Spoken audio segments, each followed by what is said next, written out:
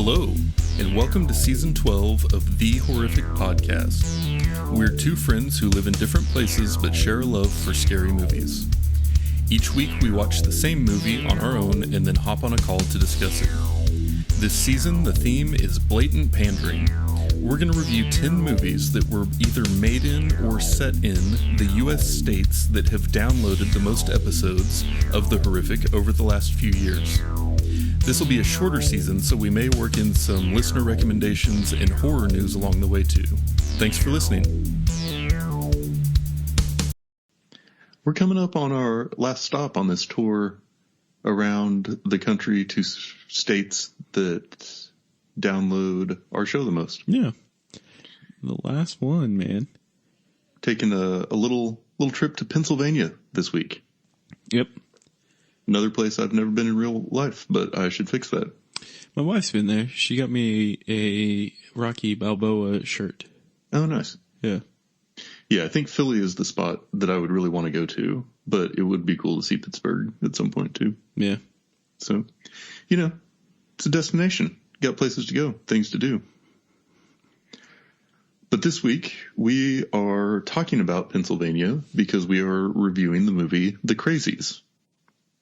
And this is a movie that has been on a lot of the lists that we have looked into for influential horror movies, significant horror movies, interesting horror movies, etc. But I never knew why. And I had no idea until I started watching it that it was directed and written by George A. Romero. Yeah, that was the one of the exciting things to see, I guess. Yeah, and we think of him as the zombie guy. Mm-hmm. So the idea that this wasn't a zombie movie was kind of interesting to me. It's a little more, I guess, kind of in maybe the sci-fi realm. Yeah. And yeah, so just kind of seeing his take on it was interesting. And I think that there are definitely some things that he does that are effective in his zombie movies that actually kind of translated surprisingly well to this storyline. Mm-hmm.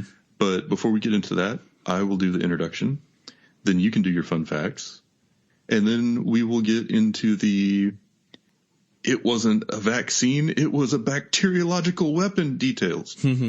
In 1973, Canvas Films brought us The Crazies, science fiction horror film written and directed by George A. Romero. This movie tells the story of a small town dealing with the fallout from a military experiment gone wrong. After a contagious experimental virus gets leaked into the town's water supply, it's a race against time to contain the crisis. This movie was made on a budget of $275,000 and made less than $150,000 at the box office. It can currently be streamed for free on Tubi. God bless Tubi, man. I tell you. Love it. Mm-hmm. So, what did you learn about this movie? The burning house at the beginning of this film was actually not on purpose. It was burned down on purpose, but they didn't go there for that. They didn't film it for that. What am I trying to say here? It was serendipity. I don't know what that means. But basically, the fire department was training by burning this house down, and the film crew was like, hey, yo, can we film it? And they were like, yeah, sure.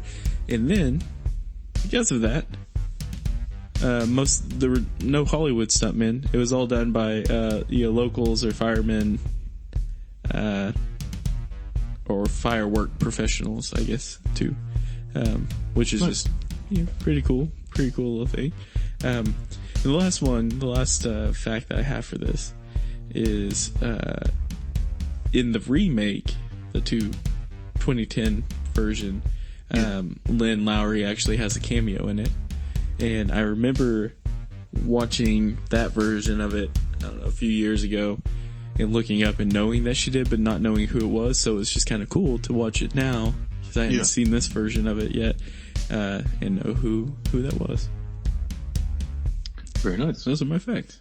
Yeah, it's nice when the remakes sort of pay homage to the original.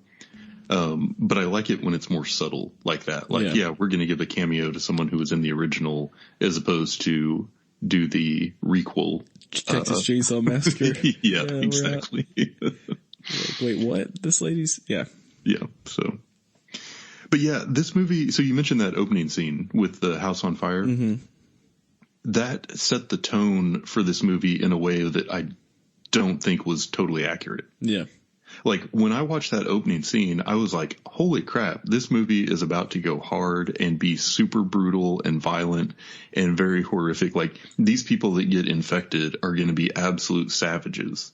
And then it really didn't play out that way at all. Like, the movie before the credits and the movie after the credits felt very different to me. 1000% true. Inaccurate. Yeah. I thought the exact same thing. Like, watching that, I was like legitimate, like, oh my gosh, okay, this is gonna be good. Yeah. Or you give me action packed, or like you were saying, but no, it was, it definitely fooled you, Yeah. Yeah. I really thought it was going to be more almost like a Night of the Living Dead style movie, but rather than zombies, it was just going to be humans who had been infected and were, kind of like rabid. But really, I think the more common case of the people who had been infected was that they were just like giggling and running around and saying nonsensical things. Yeah. So there was not like there wasn't too many like common symptoms that you could see to know what was going on. Yeah. And that was actually kind of confusing to me, which I think maybe that was like part of it is the uncertainty of who really was infected versus not. Mm-hmm. And so the fact that it had a different impact on different people, I think made it a lot more mysterious and less predictable, but also kind of less scary in my opinion. Right. Yeah, for sure. I mean, it definitely played part where you're just like, I don't know what to, like, if they're just a weird character or not, but I don't know. It just, there needed to be something in common. That's all. Yeah. And I think that, there were a couple scenes that I really liked, like that intro scene was intense. And then the one where the old woman kills one of the soldiers with her sewing needles, like that was unexpected and intense. But for a lot of it, it was just kind of, it was more like a series of building like dread or like kind of the fear of the army. Like really I feel like the villain in this wasn't so much the virus as it was the military and the way that they were rounding people up and having these very like casual conversations about, well, if we can't contain them, we'll just nuke the whole town. Like just the sort of the cut and dry nature of like, these people are now a problem and we're going to deal with them in the most efficient way we can figure out. It like takes away the humanity in a weird way. And I think that was really the more of like the driver for what was trying to be horrific about the movie. Yeah. Yeah, I could definitely see that too. And I mean, being George A. Romero definitely makes sense, as well. Just the style but it honestly also reminded me a lot of Earth First Flying Saucers. Like where that's like not good. Well, just like the pieces like in between, like in the fact of like there was just a lot of talking where there could have been like cool action made, or cool horror scenes made. Yeah. And another thing that I had an issue with on this one is that I just had a hell of a time hearing the dialogue. I feel like it was a very muffled movie, and a lot of that was because you had like the soldiers in the hazmat suits and they just didn't have like a good way of capturing the audio from that. But I had to turn on the subtitles on Tubi, which I didn't realize existed until I started looking for them because of this movie, and they weren't super great. And so it almost was just kind of frustrating to try and hear everything that was going on because it was so dialogue driven. Yeah, it's kind of funny that you say that because mine, it was almost like it did it on purpose. I didn't know it existed, subtitles on Tubi. And when I started this one, it was automatically on there. Oh, interesting. And initially it was kind of pissing me off because it was like the middle of the screen too. And it's like, yes, I get it. Yes, How do I and so I turned it off and then I was like, oh shoot, I got to turn these back on. Yeah. And it just, I think it's always interesting to me who the movie wants you to cheer for. And I think a lot of times in a slasher, you're almost wanting like the bratty teenagers to get what's coming to them. But like in this one, the scary thing was meant to be the military, like the soldiers, like they created good villains, right? Like the hazmat suits with the rifles and the way they all just kind of like look the same and it was almost like it was masking their humanity, and they were just like getting more trigger happy as the night goes on. And they definitely seem like a way bigger threat to the people in the town than the virus at any point. And so like the characters that you were spending time with were a lot more in danger from the soldiers than they were from, getting sick, at least as far as like the immediate danger. And so that was just kind of an interesting take, because this was in the 70s, whereas with a movie like Earth vs. the Flying Saucers, it was in the 50s. Well, like the military is the one that's going to save the day, right? Like that's our only hope. Like just trust the government. Whereas this one was a lot more along the lines of, we're only in this situation because they were doing something that they are now trying to cover up, and we're all going to die because they made a mistake and they don't want it getting out there. And so I think there's some element of just like society's attitude towards the government, which is a thing that changed a lot around the time of the Vietnam War. But I think we've seen that in film over and over from this time period. Yeah. Yeah. That's a really good point. And something that's like last since then too. Yeah, for sure. Yeah, the idea of like the big government conspiracy or cover up or whatever is a really common thing in movies over the last, I guess basically since this time period. Yeah. And just real life. Yeah. And I think a thing that came up a lot too, it reminded me of Deliverance, where as we were watching that, it felt like morality was a really big theme. I feel like I saw that a lot in this one, and I probably wouldn't have picked up on it if we hadn't had that discussion recently. But it was just like the survivors were always asking, like, how do we know if we're doing the right thing? And the soldiers were talking amongst themselves, saying things like, you never know what you're doing or why you're doing it. You're just doing it because they told you to, and stuff like that. And that really seemed to be a thing that came up a lot, was just this idea of, real life situations are complicated, and it's really hard to know what to do, especially when you can't trust the institutions around you to be moral. And so that's an interesting thought, and that's an interesting thing to try and explore. But that's more philosophical than horror to me. Like that wasn't a thing that made the movie like more gripping. It was just kind of like, oh yeah, I guess that is kind of an interesting point. Like, what would I think in this situation? But yeah. Yeah. And it's, I feel like it's difficult too, because like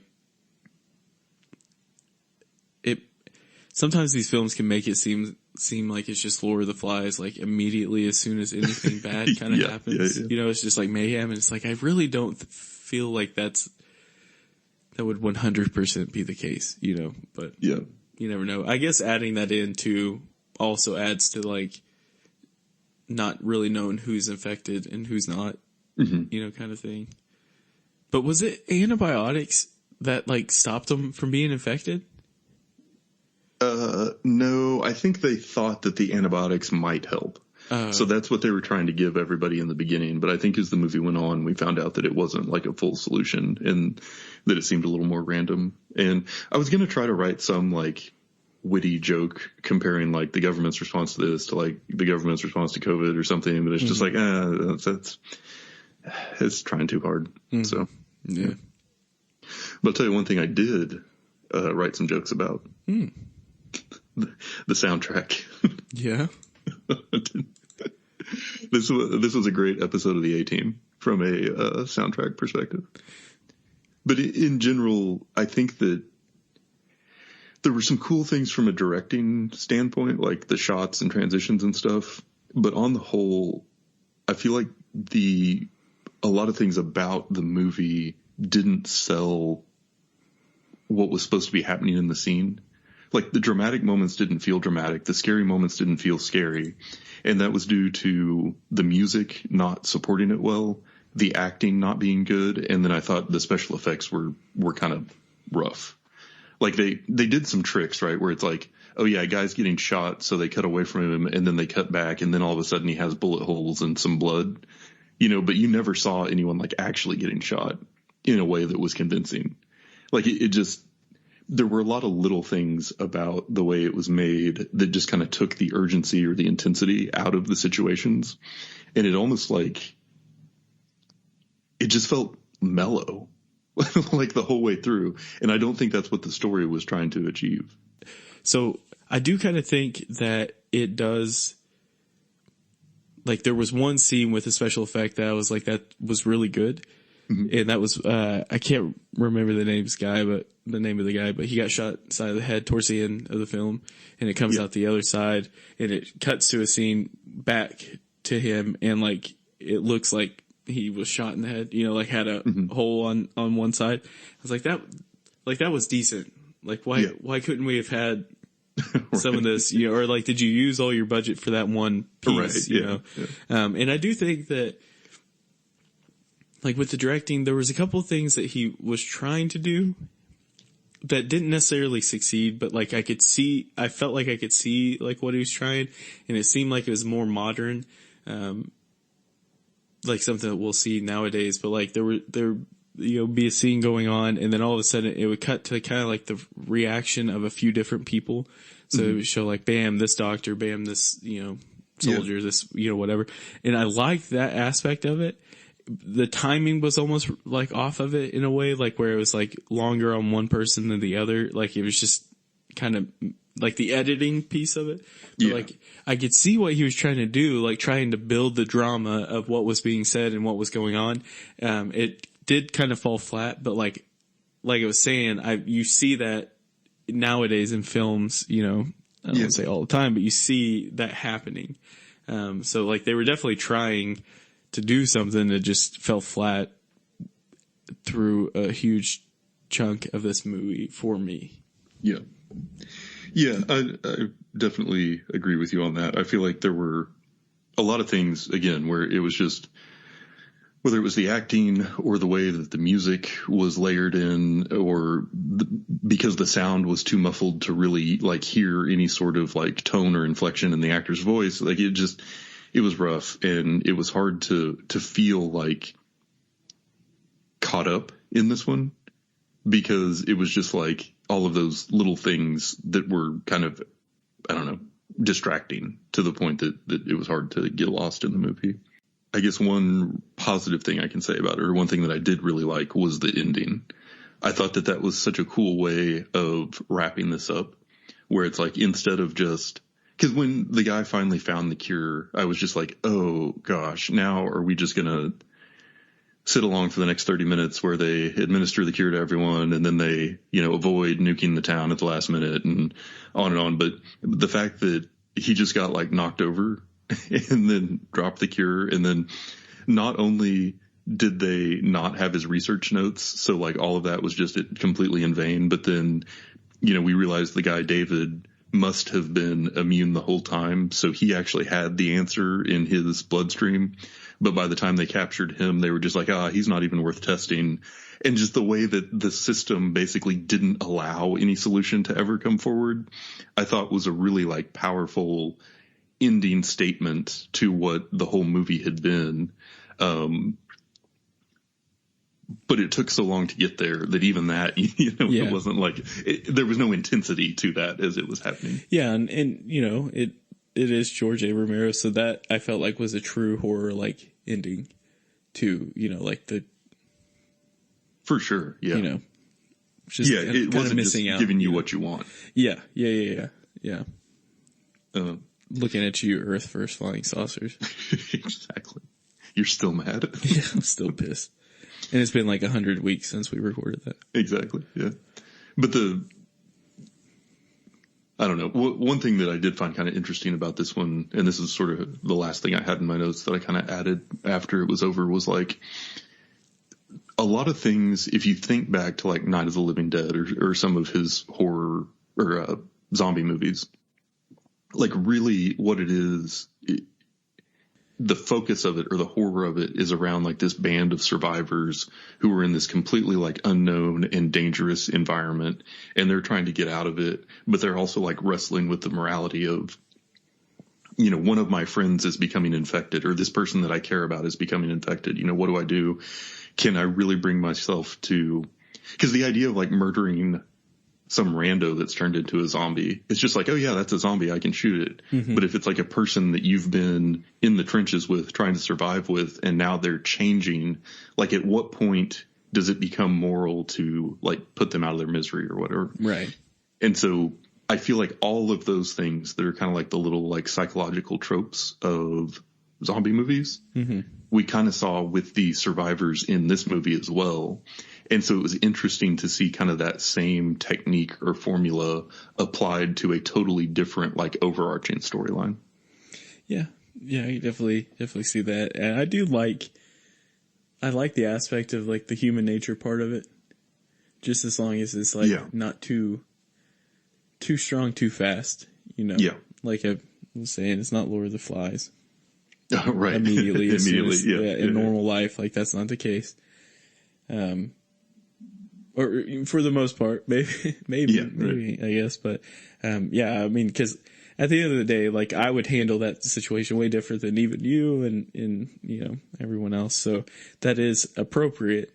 And I think the dramatic part is you have to have the people who are extra intense in those moments for the drama. But, cause that's, you know, mission accomplished, I guess is what I'm trying to say. Like that gets frustrating at times when you have people that are like just way too aggressive and stuff, but you need to have that to balance it out, I guess is what I'm trying to say. Yep. But also like my final gripe though was like the acting.